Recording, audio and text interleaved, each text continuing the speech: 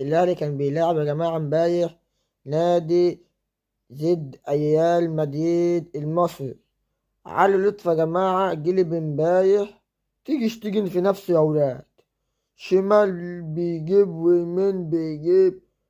ايه يا عم الحاج، ما انت واخد جونين من الزمالك، ما عرفتش تعمل نص اللي انت عملته مع النادي الاهلي. ما تعرفوش يا جماعة ليه الفرق بالذات بتيجي مع الاهلي تجلب ليفربول على مانشستر سيتي على برشلونة، ويجوا يعني مع النادي الزمالك يجلب لك بروسيا دورتموند الألماني وتوتنهام. طبعا يا جماعة بالشكل ده طبعا النادي الأهلي مش هيعرف ياخد الدوري ولا أي بطولة السنة دي. المدرب يا جماعة يوسف ده عايز له صاروخ نووي يوديه بلده، مش هينفع معانا.